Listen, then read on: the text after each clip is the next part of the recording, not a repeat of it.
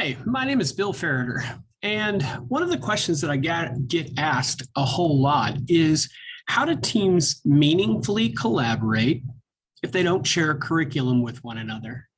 And that oftentimes applies to teachers who work in small schools, and maybe there's one first grade teacher on the entire hallway, or maybe there's one sixth grade math teacher in the entire building. Sometimes also applies to teachers who teach unique subject areas. So you could be the PE teacher in an elementary school and be a Singleton, or you could be the AP Chem teacher in high school and be a Singleton. Now, I want you to know that there's lots and lots of ways for you to collaborate in a meaningful way. How do I know? Well, because I worked as a Singleton on a team for about 7 or 8 years. And so I'll go ahead and show you the way that my team decided to collaborate with one another. If you want to explore different options, I do a session about this during the course of the summertime, and you can access the materials by following the directions on the screen.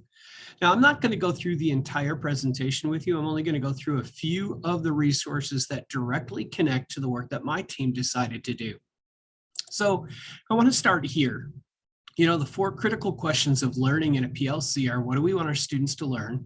How will we know when they're learning? How will we respond when they don't learn? And what are we going to do when they need extension? And I would argue that for Singleton teachers, the language that you see on that screen can often become a barrier to collaboration. Because that first critical question, what do we want students to learn? In our minds, we oftentimes translate that directly to, well, we want them to learn the things that are in our required curriculum. And if we think that collaboration has to be about our required curriculum and our required curriculum only, then if you're a Singleton teacher, you think, well, we can't do this collaboration stuff. There's nothing meaningful for us to study.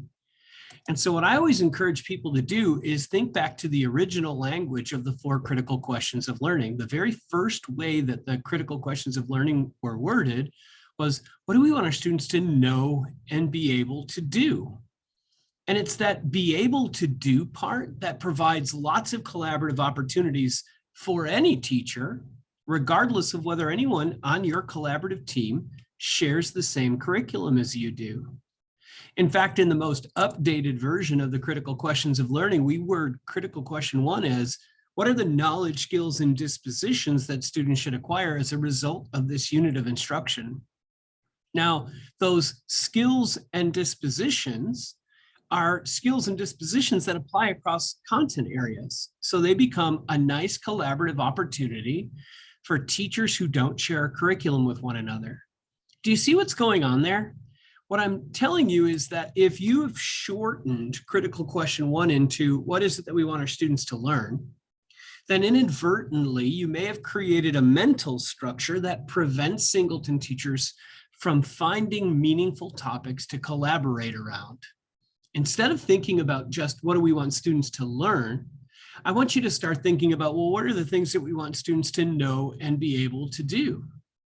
Or I want you to think about what are the skills and dispositions that we all know that students need to master before they leave our skills. Because if you can think about skills and dispositions, then regardless of who's on your collaborative team, you ought to be able to find something meaningful to study. So a question that I always like to ask people is, can you brainstorm 5 skills and dispositions that you really want students to know and be able to do? I'm going to take a pause for a second. Why don't you hit pause on the computer screen and with your colleagues brainstorm 5 or 6 skills or dispositions that may not appear in your required curriculum, but that you know are important for students to master. Here, I'll model for you. I was a middle school teacher for 29 years. And one of the skills that I really want students to master is time management. I don't think middle schoolers know how to do it. We talk about that all the time, but do we ever study how we teach students to manage their time? Here's another example. I want middle schoolers to learn to be critical thinkers. You know, we're surrounded by misinformation in today's day and age. And so to be able to function effectively in the world today, we really need kids to be able to think critically about the information they're consuming. And we've heard that before, right? Critical thinking is not a new skill. But at the same time, do we ever systematically study how we teach students to think critically? All right, so I've done enough talking there. Go ahead and hit the pause button on your computer. And with your colleagues, I want you to brainstorm 5 skills and dispositions that you think are important for students to master.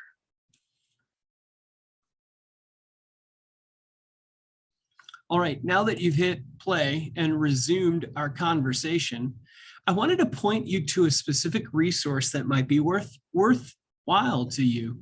It's on slide 29 of my presentation, so I'm sure that you found the link to the presentation in the session notes of this particular video. If you go ahead and click on that and find slide 29, you're going to find what I call the skills and dispositions reference chart. And when you open it up, it's going to look like this. What's neat about this particular chart is that it takes 6 major groups who all have a voice in what matters in schools, and it lists out what they believe the essential skills are that students ought to master in order to be successful in tomorrow's world. If you look in the top right-hand corner, those are college readiness skills. We talk about college readiness all the time. Well, David Conley, a researcher at Stanford University, came out and stated that those 6 skills in the top right-hand corner, those are the only things that a student needs to know and be able to do in order to succeed in college. Those are the college readiness skills. So we could choose something inside of that box and study the way that we teach it to our students, and that would be a meaningful collaborative opportunity for us. We would get better at teaching our students. We would get better at studying our practice, except we'd be focused on an essential skill that's important to students as opposed to content that's in our curriculum. Bottom right-hand corner is career readiness skills. I oftentimes hear people say, especially in small communities, that their students may not be going to college. They might be pursuing a career directly from high school. Well, that's great. Bottom right-hand corner lists all of the things that career readiness organizations would argue that a student should know and be able to do to succeed in careers. What I'm saying is this particular chart, if you can't come up with your own skills and dispositions, this particular chart can provide you with an opportunity to identify some skills and dispositions that you believe in that you may want to use in your classrooms. All right, now I'm going to move forward and I want to show you a specific plan that my collaborative team took. In fact, we did this last year. We decided that we wanted to study how we get students to support arguments with evidence. We are 8th grade science teachers, so we did share that in common. We were singletons because we shared a different calendar from each other. We were never teaching the same thing at the same time. And so instead of studying our curriculum, we decided that we wanted to study an essential skill or disposition. The essential skill or disposition that we picked was supporting arguments with evidence. So what did we do? Well, we discovered that one way you can teach students to support arguments with evidence is something called claim evidence reasoning writing. We found that just because we were sort of surrounded by it with our language arts teachers. They had been talking about this claim evidence reasoning process, and we thought we can use it too. Our next step is we identified what we felt like good claim evidence reasoning writing included. And if you go and find our slides, this is on page 39. You're welcome to click on that link and you can see what we decided was essential for students to know and be able to do about claim evidence reading writing. And that was critical question number 1, right? What is it that we want our students to know and be able to do with claim evidence and reasoning writing? Then we studied our teaching around it. We said to ourselves, how do we teach kids to do this? So we identified a bunch of different teaching strategies that we decided to try in our classroom. And if you want to see an example of one of those teaching strategies, click on the link, slide 39. After we were done with that, we had students write claim evidence reasoning papers, and we scored those papers using a shared rubric and a set of exemplars that we created. This is common formative assessment, right? If we are studying our practice together, we need to be able to generate some evidence to see how effective our practice was. So having students write claim evidence reasoning papers after we had taught them gave us an opportunity to look at the efficacy of our practices. We could look at the papers the students had written, and we could determine whether or not students had mastered the skills we wanted them to master. But in order to standardize that process, we used a rubric that we had generated and some exemplars. What's our next step after that? Well, we develop some intervention activities and some extension activities, because we know that after we teach something the first time, there's going to be students who haven't mastered, and there's going to be students that are ready to move on. So do you see how that works? It didn't matter what unit any of us were teaching. Remember, we were science teachers. I could have been in my hydrosphere unit. My colleagues could have been in our evolution unit.